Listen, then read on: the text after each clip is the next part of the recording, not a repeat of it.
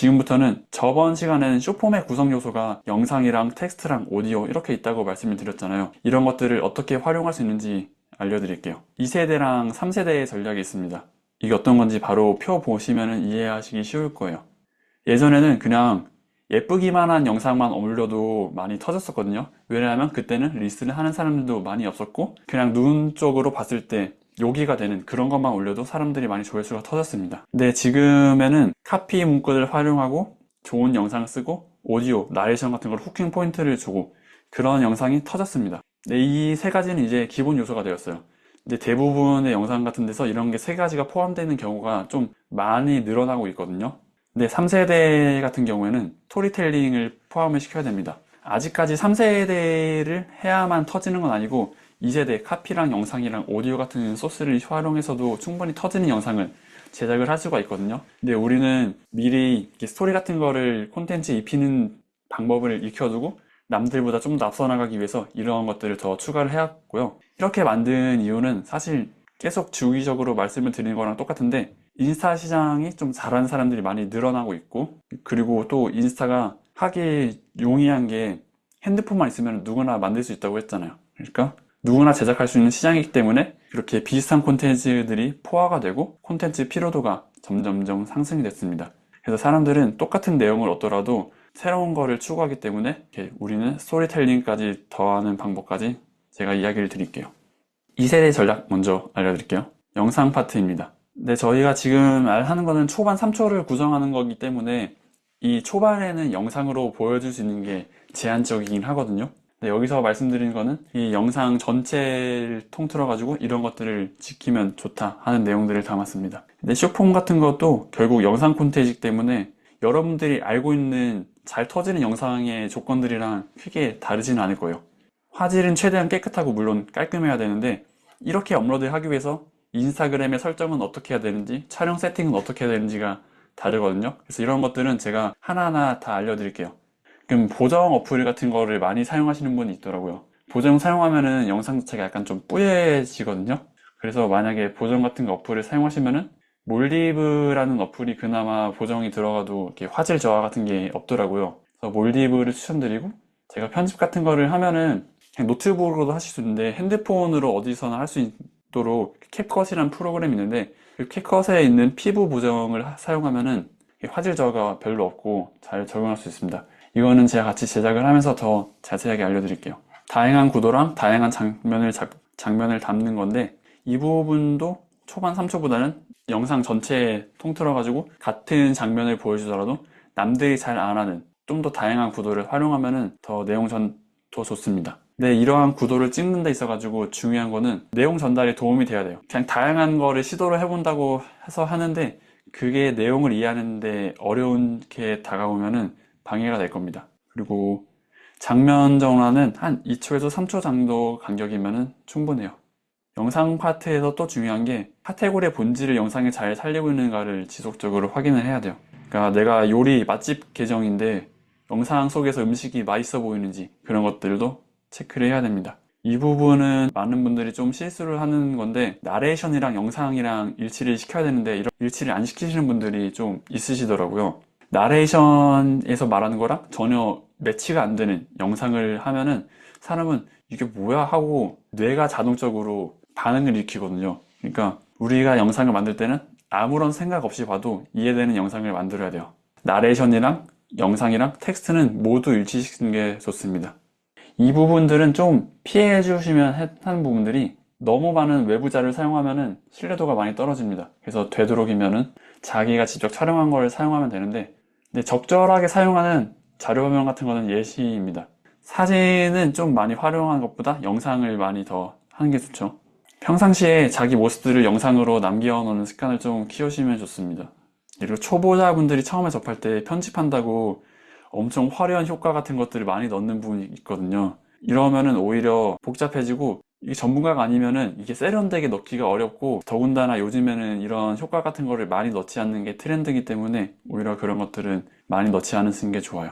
텍스트 파트입니다. 텍스트는 이것만 기억하시면 돼요. 무조건 가독성이 좋고 내용을 이해하기가 쉬우면 돼요. 지나가던 초등학생 한 3, 4학년 붙잡고서는 딱 보였을 때 너 이거 이해했을 때 이해 안 되는데요, 그런 내용은 안 되고, 사람들이 평상시에 이런 릴스 같은 거나 콘텐츠를 언제 보는지 생각하면 좋거든요. 지하철 출퇴근길이나 아니면 밥 먹거나 자기 전에 침대에서 보는데 내용이 어려우면은 그냥 바로 넘겨버릴 거예요. 텍스트는 무조건 가독성이 좋고 내용 이해하기 쉬워야 됩니다.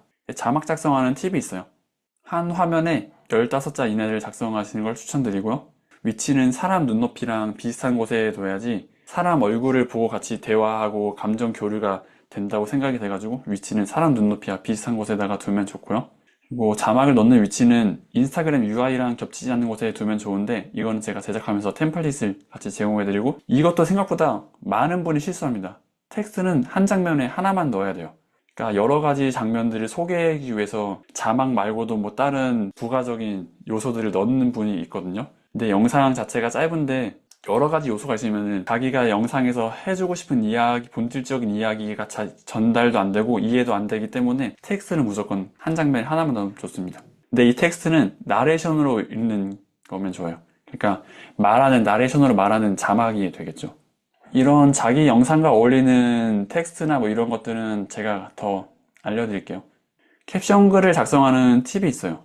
항상 모든 거는 이해하기 쉽도록 해야 됩니다. 그리고 제가 인스타그램 알고리즘이 바뀌면서 키워드에 있는 문장이나 단어를 통해서 인지해가지고 검색을 하면은 그 키워드가 유입이 된다고 말씀드렸듯이 주제로 어울리는 그 콘텐츠에 있는 내용이랑 비슷한 키워드를 많이 활용을 해주시면 좋아요.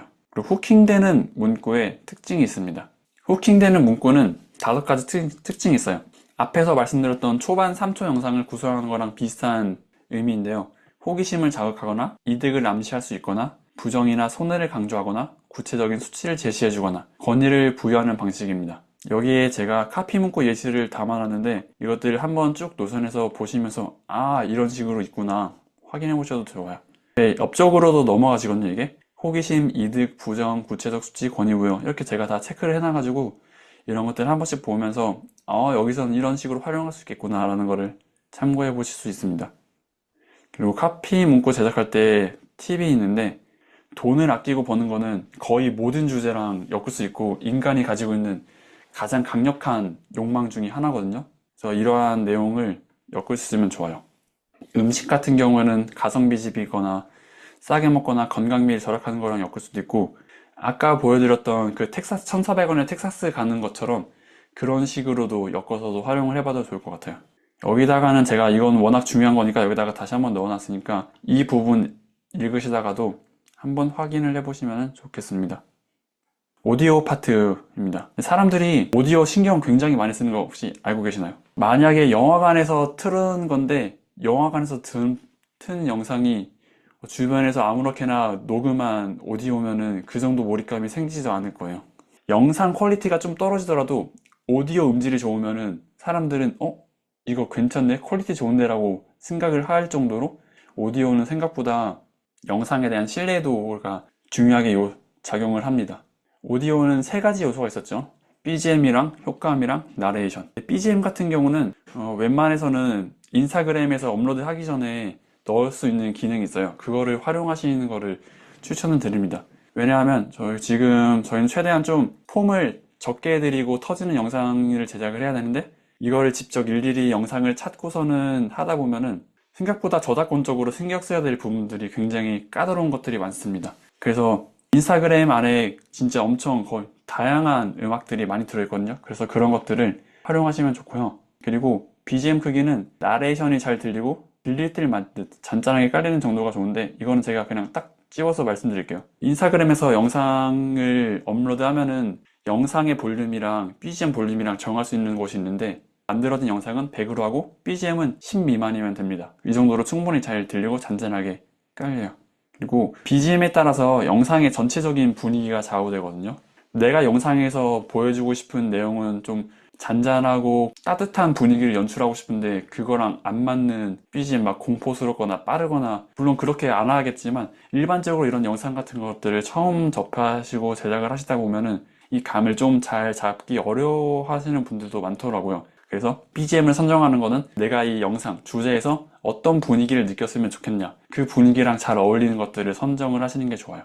그러니까 더 나아가서 업로드하는 콘텐츠들이 모여가지고 자기 계정이 만들어지는 거잖아요. 내 계정에서 사람들이 어떤 무드와 분위기를 느꼈으면 좋겠다, 그런 것까지 다 포함돼가지고 제작을 하시면은 좋습니다. 효과음도 생각보다 굉장히 강력한 후킹 포인트가 될 수 있거든요. 특히 음식 같은 걸 하면은 막 튀겨지는 소리거나 썰리는 소리거나 먹는 소리나 그런 게 청각적인 요소가 사람들이 굉장히 후킹이 많이 되거든요. 그래서 이런 것들 어떻게 더 적절하게 잘 활용할 수 있는지 그런 것들을 알려드릴게요. 효과음을 잘 사용한 예시를 한번 볼까요? 뭐야, 아무것도 안 들었는데 이렇게 맛있다고? 천원 팽이버섯 밑둥 잘라주고 찢어주세요. 버섯을 라이스페이퍼로 말아주세요. 불세기 중불에 기름에 처음에 후킹 포인트, 바삭바삭 입는 그런 먹는 후킹 포인트가 잘 사용된 예시고요.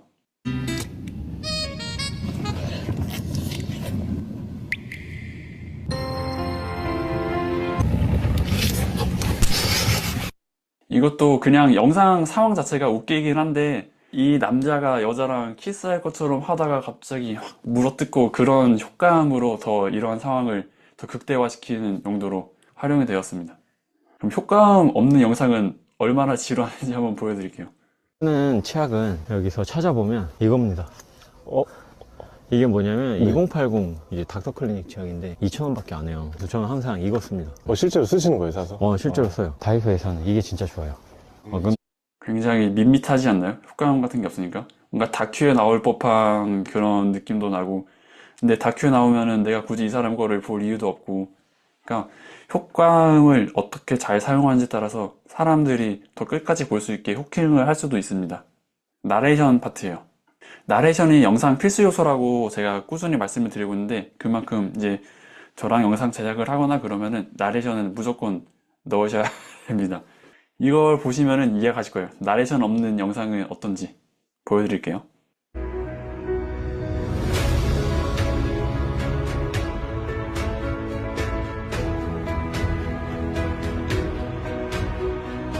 집중이 잘 안 되지 않나요? 나레이션이 없으니까. 다른 것도 한 번 더 보여줄게요.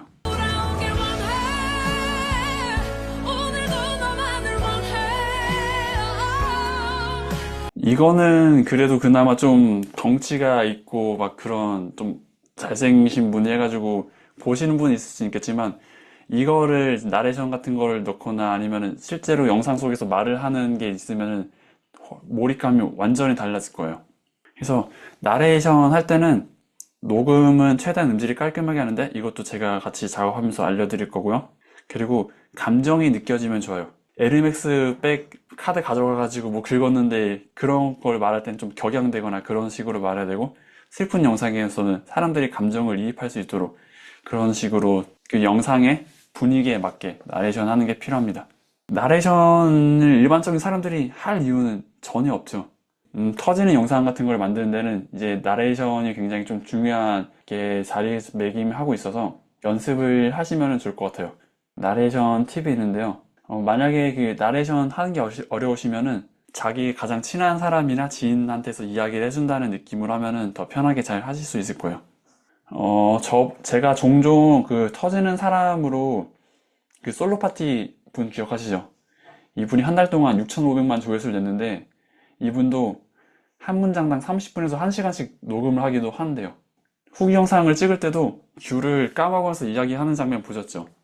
근데 귤 한 박스 다 까먹으면서 했다고 했을 정도로, 이 정도로 노력을 하신다고 하니까 저희도 이 정도까지는 할 수 없죠. 이렇게 하는 건 진짜 이래가지고 이렇게 터지신 것 같기는 한데, 그래도 이 정도까지는 아니어도 저희도 어느 정도는 나레이션 같은 걸 하는 게 좀 많이 익숙해지셔야 될 것 같아요.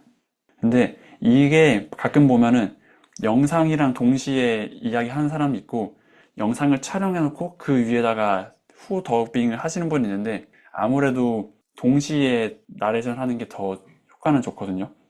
많이 하는 실수가 있어요. 이렇게 하는데, 아까도 한번 말씀드린 것처럼 한 화면에 너무 많은 구성 요소를 사용해서 내용을 인지하기 어렵게 만드는 경우가 있습니다. 이런 식으로 면도하면 여드름이 올라오는 사람, 아래쪽엔 자기 로고도 박혀 있고요. 여기에는 나레이션에 대한 자막이 있습니다. 이렇게 있으면은 이 화면이 엄청 빠르게 지나가는데 뭘 봐야 되는지 모르고 시선이 너무 분산되니까 이런 거는 부적절한 예시입니다. 이것도 보면은 목줄은 관리하는 걸 보여주는데 여기에 있던 글씨도 작아가지고 잘 내용이 안 들어오는데 여기 사용됐던 이미지도 비포 애프터가 명확하지가 않아요. 그렇게 안 좋았나 싶은 비포 애프터 이미지를 사용했죠. 그러니까 우리는 한 화면에 하나의 요소만 있어야 됩니다. 여기까지가 2세대의 전략이었고요.